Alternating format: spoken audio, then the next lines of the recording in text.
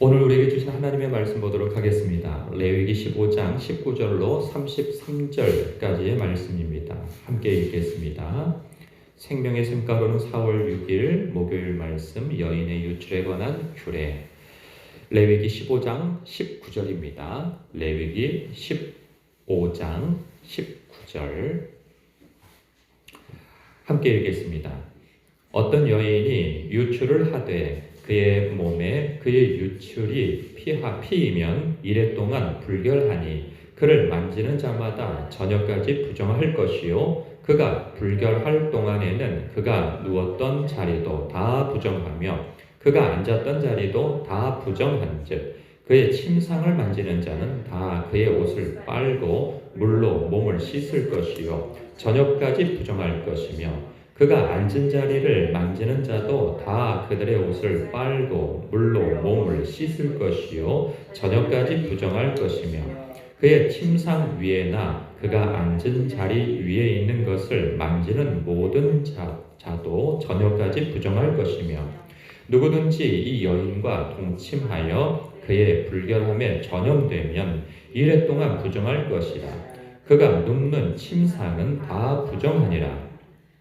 만일 여인의 피의 유출이 그의 불결기가 아닌데도 여러 날이 간다든지 그 유출이 그의 불결기를 지나도 계속되면 그 부정을 유출하는 모든 날 동안은 그 불결한 때와 같이 부정한즉 그의 유출이 있는 모든 날 동안에 그가 눕는 침상은 그에게 불결한 때의 침상과 같고 그가 앉은 모든 자리도 부정함이 불결할 때의 부정과 같으니 그것들을 만지는 자는 다 부정한즉 그의 옷을 빨고 물로 몸을 씻을 것이며 저녁까지 부정할 것이요 그의 유출이 그치면 이래를 센 후에야 정하리니 그는 여덟째 날에 산비둘기 2마리나 집비둘기 새끼 2마리를 자기를 위하여 가져다가 회막문 앞 제사장에게로 가져갈 것이요 제사장은 그 한 마리는 속죄제로 다른 한 마리는 번제로 드려 유출로 부정한 여인을 위하여 여호와 앞에서 속죄할 것이니라. 이와 같이 이스라엘 자손이 그들의 부정에서 떠나게 하여 그들 가운데에 있는 내 성막을 그들이 더럽히고 그들이 부정한 중에서 죽지 않도록 할지니라. 이 규례는 유출병이 있는 자와 설정함으로 부정하게 된 자와 불결기에 앓는 여인과 유출병이 있는 남녀와 그리고 불결한 여인과 동침한 자에 대한 것이니라. 아멘. 오늘 말씀을 보면요, 여성분들 같은 경우에는 좀 의아해하고 할 만한 말씀이 될 수 있을 것 같아요. 왜냐하면 여기서 유출에 관한 것을 이것은 이제 여성의 생리를 이야기하는데 그것을 부정하다 여기는 이 말씀에 이것은 건강한 여성이라면 가임기에 있는 여성이라고 한다면 이것은 나쁜 일로 여기는 사람은 없을 겁니다. 그런데 이제 구약시대 때에는 이 가임기에 있는 여성이 당연히 해야 하는 이 생리할 때 그것을 부정한 것으로 보고 스스로를 격리하여 사람들과 접촉하지 않도록 하게 하고 있습니다. 이게 왜 부정한 일일까? 왜 불결하다고 표현을 할까? 이것은 자세한 설명이 없기 때문에 이것은 유추해 볼 수밖에 없는 것인데 출산과도 연관이 되어 있죠. 1절에 보면 12장에 출산에 관련되어져서도 출산할 때 스스로 격리하여서 부정한 기간을 몇 주씩 이렇게 갖고 한 40일, 80일 이렇게 갖게 되어지는데 그것은 창세기로 거슬러 가서 먼저는 하나님께서 모든 만물을 창조하시고 사람과 모든 그 짐승에게 주신 축복은 생육하고 번성하여 땅에 충만하라 하는 것으로 축복하셨어요. 그래서 자녀를 낳고 하는 그러한 것들에 대해서 그것이 축복이지 저주나 죄는 아니었단 말이죠. 그러나 이 범죄 이후에 여인이 처음으로 받은 그 저주는 출생에 대한 저주였단 말이죠. 출생하고 할 때 고통을 겪게 될 것이다 라고 할 때 그 고통과 함께 피를 배출하게 되어지죠. 그러니까 출산할 때도 그렇고 가임기 여성이 생리를 할 때도 그렇고 이것을 부정하게 본 것입니다. 그러니까 출산 자체를 혹은 가임기에 있는 여성이 생리하는 그 건강한 몸일 때 나는 그러한 피의 유출을 이것이 그 자체가 죄악으로 보기보다는 신앙적으로 그것을 부정하다, 피의 배출은 부정하다 하여서 조심시키는 것이지 그 자체가 죄인 것은 아닙니다. 그러니까 이것은 굉장히 이렇게 좀 표현이 어떻게 표현해야 될지 모르는데 이게 이중적인 거죠. 축복인과 동시에 건강하니 축복인 것이고 그러나 죄의 결과로 피를 흘리는 것이기에 부정한 것인 거죠. 그래서 격리를 하라고 말씀하고 있어요. 그런데 이것이 어떻게 들리면 좀 불쾌하게, 여인으로서는 불쾌하게 여길 수도 있지만 저는 이걸 좀 다른 시각으로도 봅니다. 하나님께서 그 여인을 보호하기 위한 사랑의 보호로 인한 그 율법의 제정이라는 생각도 들어요. 왜냐하면 지금은 최근에 그 생리휴가라는 것도 있죠. 그 직장인들 가운데 그것은 최근에 생긴 그 법입니다. 그런데 이 고대 시대 때 이 생리휴가라는 생각이 들어요. 법적으로. 그런 생각 안 듭니까? 남자는요 무지해요. 제가 이 말씀을 보면서 저는 그 부부 생활을 한 지도 이제 결혼을 한 지도 10년이 넘었는데 여인의 생리의 이유를 막연하게 알지 자세하게 알지는 않아요. 그걸 저는 오늘 찾아봤어요. 이 생리에 관련돼서 생리는 왜 하지? 하고 이렇게 검색을 해서 알아볼 정도로 남자는 무지해요. 그러니까는 결혼했다고 해서 남자들이 여성에 대해서 다 알 수가 없어요. 또 그렇게 알려고 하지도 않고요. 그냥 어떤 때가 되면 생리를 하는가 보다 이렇게 생각을 하지. 왜 하지? 왜 몸이 아프지? 그러니까 자기와 특별히 자기 몸이 아픈 것이 아니고 자기한테 일어나는 일이 아니기 때문에 이것에 대해서 무지하단 말이죠. 무지하면 본능을 또 따른단 말이죠. 그래서 고대 시대 때 남자가 여자를 배려하여서 남편이 아내를 배려하여서 그 부부관계를 갖지 않는다든가 그리고 생리통이 심하여서 아픈 것에 대해서 이해가 없는 거죠. 그러면 생리통이 심해도 일을 시키는 거고 이런저런 집안일을 하고 바깥일을 하고 하는 것들에 대해서 당연하게 여기고 왜 아픈지 이유를 모르는 거예요. 그 도대체 왜 아픈 거야? 마치 꾀병처럼 여기고 그런단 말이죠. 이럴 때 율법으로 정해버리는 거예요. 하나님께서. 그래서 여인을 보호하는 거죠. 남자의 무지에서 여자를 보호하는 거라는 생각이 들어요. 마치 안전벨트처럼. 안전벨트가 그렇잖아요. 자기의 생명을 보호하기 위해서 벨트를 하는 것인데 법적으로 규제를 하잖아요. 그래서 이것을 어기면은 벌금을 내게 돼요. 그러면 괜히 마음이 도대체 내 생명 내가 하고 싶으면 하고 말고 싶으면 마는 거고 내가 사고 나면 내가 다 가는 거고 이러는데 왜 이것을 법으로 규제해? 이런 생각이 들 때가 있어요. 어느 때? 벌금 낼 때. 그렇지 않고 습관적으로 할 때는 아무런 마음이 안 드는데 이게 귀찮거나 혹은 걸려서 벌금을 낼 때면 이런 억하심정이 난단 말이죠.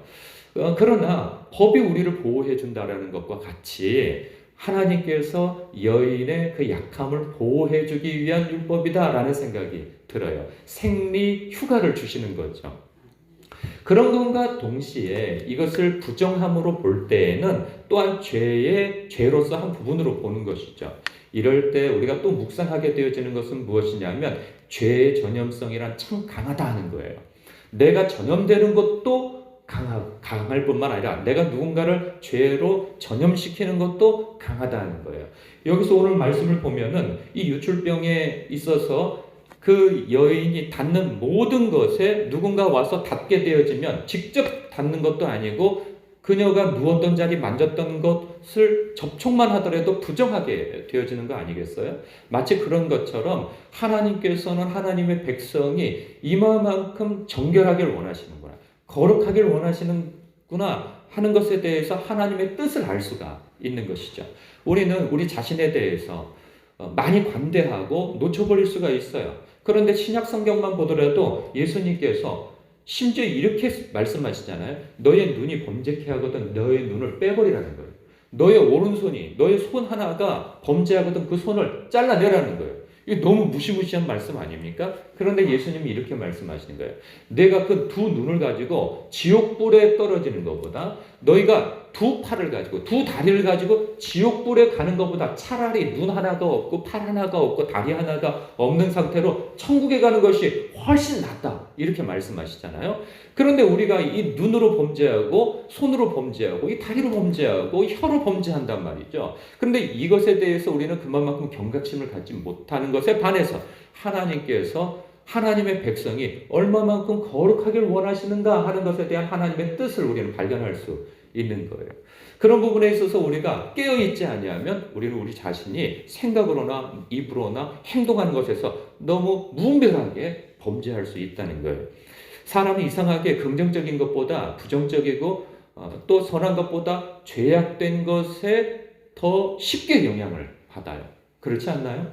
뭐 죄는 누가 가르쳐줘서 배웁니까? 그냥 우리가 좋아서 그냥 하게 되어지는 것이고 선하고 거룩한 것들은 우리가 부단히 훈련을 해도 또 넘어지고 하는 게 그런 거라는 것을 봐요. 그럴 때 죄는 우리가 극히 조심하고 단속해야 하는 부분이고 그런 부분에 있어서 우리가 깨어서 내가 하나님 앞에 생각으로나 입으로나 말로나 우리가 범죄하는 것은 없는가 심히 돌아봐야 할 문제인 것이죠. 그러면서 31절에 이런 말씀을 해요. 너희는 이와 같이 이스라엘 자손이 그들의 부정에서 떠나게 하여 그들 가운데 있는 내 성막을 그들이 더럽히고 그들이 부정한 중에서 죽지 않도록 할지니라. 하나님께서 하나님의 임재가 있는 성막이 하나님의 백성 가운데 있다는 거예요. 그런데 하나님의 거룩을 침범해 들어오는 그러한 불결함과 부정함과 죄에 대해서 극히 하나님께서 단속하신다는 거죠. 우리가 그렇잖아요. 성령의 전이 바로 우리의 몸이란 말이죠. 성령께서 우리와 내주해 계실 때에 마치 회막이 백성들 가운데 하나님의 백성들 가운데 있는 것처럼 성령님이 우리와 내주하심으로 인하여서 중심부에 계셔서 우리를 성전을 삼아 함께 하신다는 거예요. 그럴 때 하나님의 요구는 동일하다는 거죠. 예수 그리스도의 피로 말미암아 우리가 거룩하게 되어졌지만 이 거룩하게 된 이후에 신분의 거룩함과 우리의 수준의 거룩은 다른 것이죠. 예수를 믿음으로 말미암아 우리의 신분은 단번에 거룩하게 되었으나 우리의 삶은 거룩하게 나아가야 되는 것이죠. 매일. 왜? 성령님이 우리와 함께 하시기에. 우리 성령님께서 우리의 죄로 인하여서 근심하게 되어지는 것이 반복되어지게 되면 어느 순간에 성령님이 떠나실 수도 있다는 거예요. 그런 부분에 있어서 우리가 죄에 대해서 늘 깨어서 우리가 혹여라도 범죄한 무엇이 있다면 꺼림직한 무엇이 있다면 하나님 앞에 용서함을 받고 하나님과의 관계가 또 새롭게 되어짐으로 우리가 나아갈 수 있도록 해야 하는 것입니다. 그만큼 우리가 깨어있기를 바라심을 우리는 말씀을 통해 봅니다. 한 가지만 더 묵상 포인트가 있다는 생각이 들어요. 무엇이냐면 이 31절에 내 성막을 그들이 더럽히고 그들이 부정한 중에서 죽지 않도록 할지니라 라고 할 때 저는 이 부분을 이렇게 생각해요. 자칫 우리는 처음에도 제가 언급할 때 하나님께서 하나님의 백성 그리고 여인들을 그 당시에 시대적으로 연약한 여인들을 얼마나 사랑하시기에 그들을 보호하기 위해서 이렇게 법으로 정하신 하나님의 사랑을 우리가 먼저 바라보잖아요. 그런데 우리가 우리를 향한 하나님의 사랑에 너무 집중하다 보면 자기 중심적 생각을 할 수가 있어요. 말씀을 볼 때 해석 자체를 뭐냐면 마치 하나님께서 우리를 위해 존재하시는 것처럼 생각되어진단 말이죠. 그렇지 않다는 거예요. 우리가 하나님을 위해서 하나님의 영광을 위해서 존재하는 것이지 하나님이 우리를 위해서 존재하시는 것이 아니라는 거예요. 우리의 영광과 우리의 어떤 그 잘됨을 위해서 존재하시는 것이 아니라는 거예요. 이게 무슨 의미인지 여러분 이해가 되시는 거죠. 예, 우리가 자칫하면 마치 하나님이 나를 위해 존재하시는 분인 것처럼, 우리를 위해 존재하시는 것처럼 여기며 기도를 해도, 그리고 하나님 앞에 신앙을 해도 마치 하나님 앞에 뭘 요구할 게 있는 존재처럼 하나님 앞에 무엇인가를 당연하게 여기고 당연하게 요구하고 하는 그런 태도를 가질 수 있단 말이죠. 그것이 아니라는 거예요. 우리가 하나님의 영광을 위해서 존재한다는 것이죠. 그래서 하나님은 하나님의 영광을 위하여서 하나님의 성전이 더럽혀지는 것을 극구 조심시키는 것이죠. 하나님의 백성들을 향하여서 죽지 않게 하기 위하여. 우리는 우리의 존재가 하나님의 영광을 위함인 것이지 하나님이 우리를 위해 존재하는 것이 아니다 하는 것에 있어서 우리는 깨일 필요가 있다는 사실입니다. 오늘날은 더더욱 그렇습니다. 왜? 하나님의 사랑이 너무 강조되어지다 보니까 방종을 향하여서 가는 경우가 참 많다는 사실입니다. 그런 부분에 있어서 오늘도 우리의 삶의 이유가 하나님의 나라와 그분의 영광을 위함이 우리의 중심이 되어야 할 것이다 하는 묵상을 해봅니다. 이러한 묵상 포인트로 여러분 오늘 말씀을 묵상해 주시길 부탁드립니다. 기도하겠습니다.